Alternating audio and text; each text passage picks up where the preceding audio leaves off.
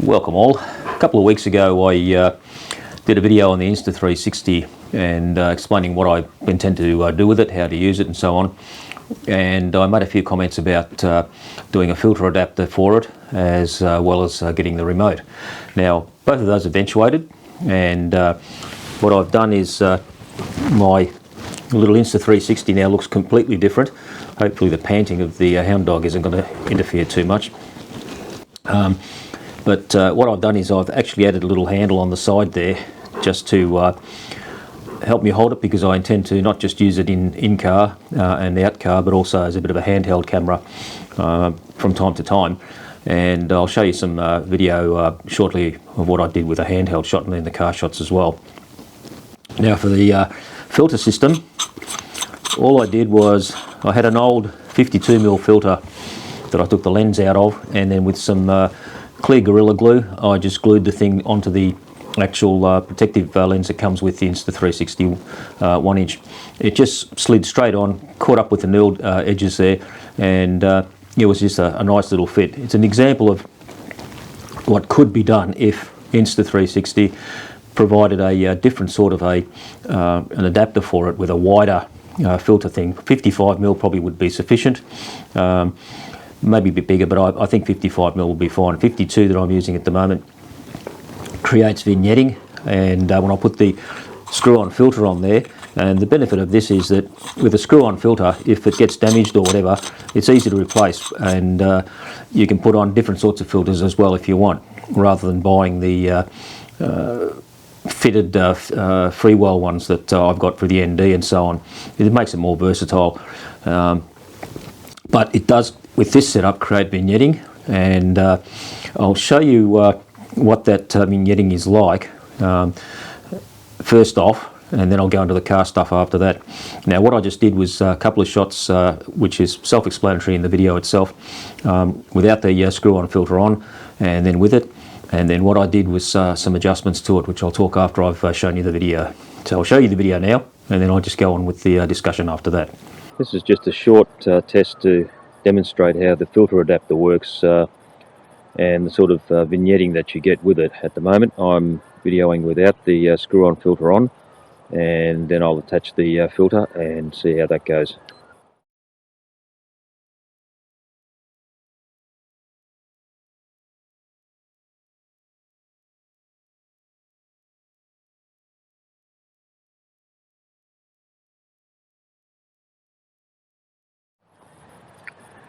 Okay, now I've got the UV filter attached to the front of the adapter, and repeating the process again.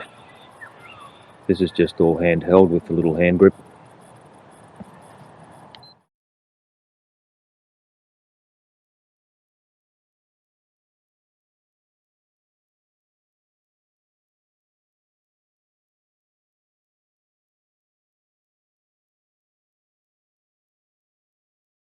Okay, as you can see, there is quite a degree of vignetting going on there with the 52mm size filter put on there, but for my purposes it's not that big a deal, because first off, in Resolve I can use the lens adjustment setting in the edit page to bring it to a 16:9 format, which gets rid of all the vignetting, and then by adjusting the zooming in I can get the 2.41 ratio that I generally tend to work with, just by zooming in into the image, and the 5.3K result actually allows me to do a fairly good adjustment to it, and so it's not as bad as it initially appears with all that vignetting. Now for somebody who wants to get the full fisheye view or whatever, obviously it's not going to work, but in this instance it's actually not a bad thing at all. So for me it's actually quite usable, and when I go and put this on the outside of the vehicle, if I'm using darker conditions when I don't need the neutral density filter, that protective filter is actually a useful thing to have. And I think that should be with any sort of action camera, to have something that you can easily replace if the protective lens actually gets damaged.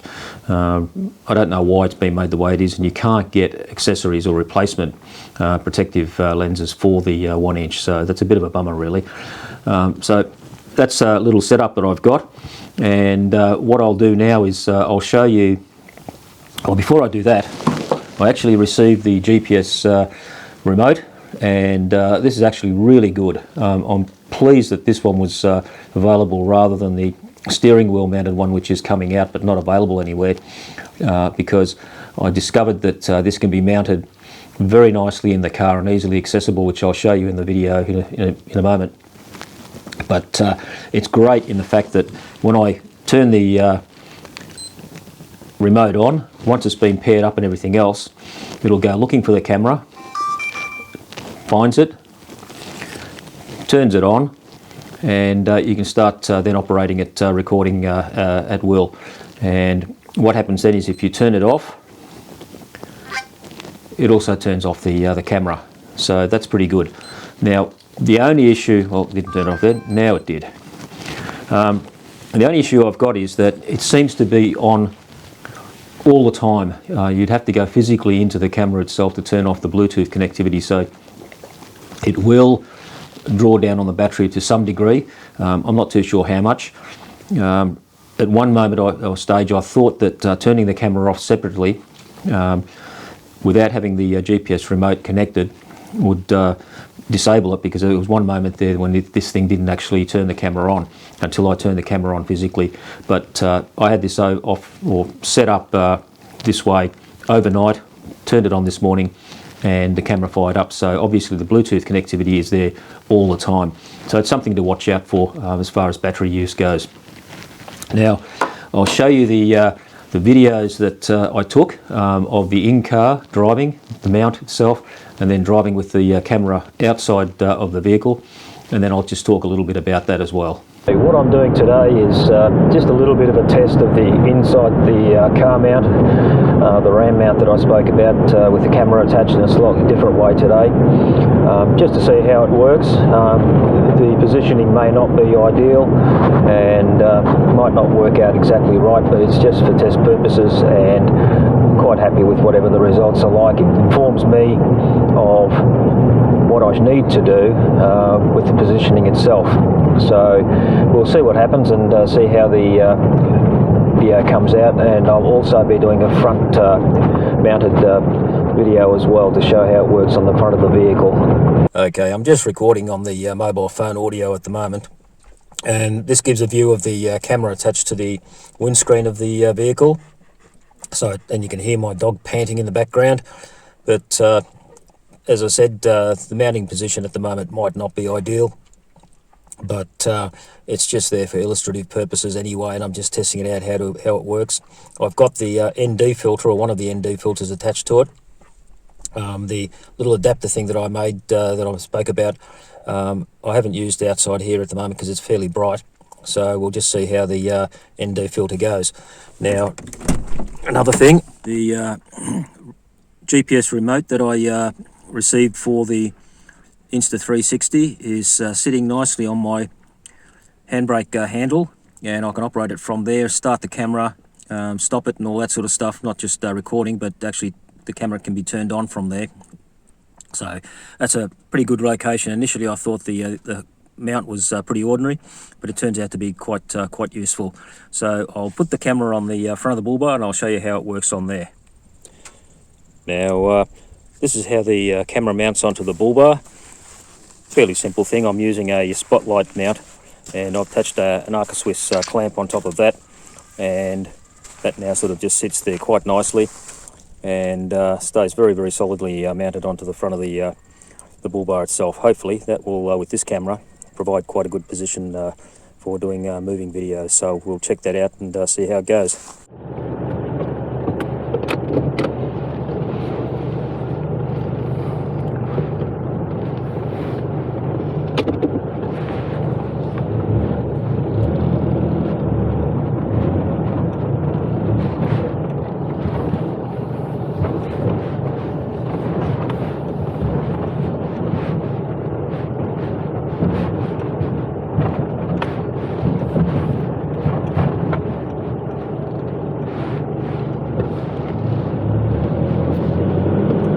Okay, I've got the camera mounted on the bull bar now, recording, and just going back on the same road that I came up with. I'm not really sort of interested in doing any rougher tracks at the moment. I just want to see how this thing works, and it stays fairly stable and doesn't get the jitters like my mobile phone did, then I'll be pretty happy. Now, I'm also recording the audio into the camera via the Rode Wireless Go 1, so that gives a different perspective. I had audio previously from external car noises and road noises, and it's all pretty rubbish, so I'm not particularly interested in recording anything other than what comes in the car when I'm talking about the track or something like that. So I prefer to do that in that fashion. Now, the thing I didn't mention was that, or I did mention in the other clip, that I've got the remote now, which is really good because I can just easily use it from the position of on the handbrake, so it works quite well. And we've got some horse riders and doggies coming along the road. Don't know where they came from. But that should give a pretty good view of the clarity of the image itself, and we'll see how it goes driving back down into the valley back home. It's quite a pretty sight normally on a day like this, so we'll hopefully catch some good views from the front mounted camera, so we'll see.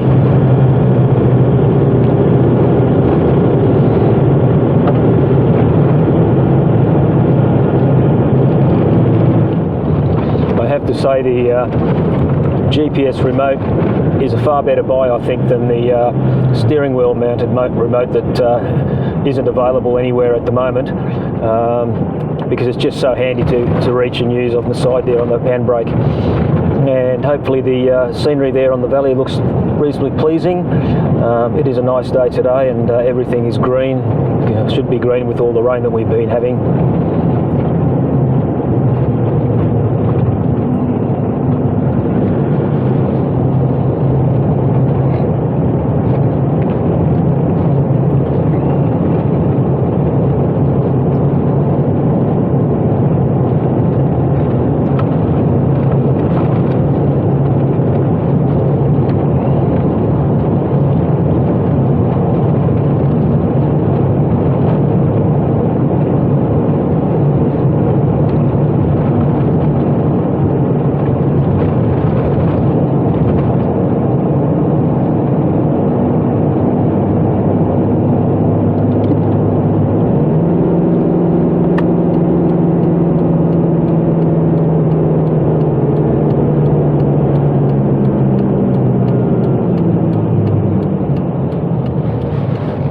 Okay, as you can see, from my perspective, the video is not too bad at all. The in-car video is very clear, not too much vibration. There is some. The audio is not ideal in any of those at the moment, and I wasn't worried about getting the audio right. That's something I'm going to look down the track. What I wanted to do is just see how does the setup work. Is the positioning okay? What can I do with the image itself, and so on. And so that's what I was really targeting with this. It was an information thing for myself. As to how best to adapt things together. So the in-car didn't work too badly. I think I need to raise the camera a little bit, but it zooms in quite well, gives a pretty clear image. The neutral density filter that I had there worked quite well in-car, and then the bull bar mounting itself wasn't bad at all. Now, I wasn't driving on very rough roads because I just wanted to see whether there was any wobbling and so on that might occur, as what was happening with my phone when I put that on the front of the car. But it all seems really good, and he's had enough. So as far as the my use goes, it actually works really, really well. Now, one thing I didn't show was I've actually modified the mounting position. Previously, I just had it screwed onto the top of the camera. I put a cold shoe mount on there, so that's now very well balanced, and all I need to do is when I put the camera on is just slide it on with a cold shoe. So that actually holds it much easier. It's much quicker to take on and off, and it's a better mount. It's just as solid as screwing it directly in, but it makes it a little bit easier to take on and off. So I'm putting it on that way in the car, and it seems to work reasonably well. I don't think there was any excess jitter in there that you would get without absolutely having to mount it rock solid. It was just one of those things, and I don't mind a little bit of the movement that goes on because it gives you a little bit of a dynamic feel as far as the car goes. So the handle itself is a useful little thing there because it allows me to put the light or whatever onto the side, and I've also got some little Peak Design rapid clips that just clip on there, so I can just then carry that around with me, so if I'm walking around in the bush on tracks. And surprisingly, they both just fit nicely into the handle of the or into the slot in the handle there, so it's out of the way. Now it's just refusing to plate ball with me, isn't it? For some reason. There, they go in there, and they just sit neatly out of the way. So that's the setup I've got for it at the moment, and I'm going to be playing around with that a lot more. And as I noted in the video, this little remote works extremely well when you're in the car. It works both with the camera on the bull bar as well as on the windscreen, and it all sort of seems to be coming together quite nicely. So hopefully once all these COVID things and winter's passed, I can actually go and use this in earnest and do some pretty good stuff. I'm pretty happy with the quality that the Insta360 1-inch camera gives, and so it sort of blends in quite well with the other gear that I'm using. So as far as things go, that's all I want to talk about today, and I'll call it cheers.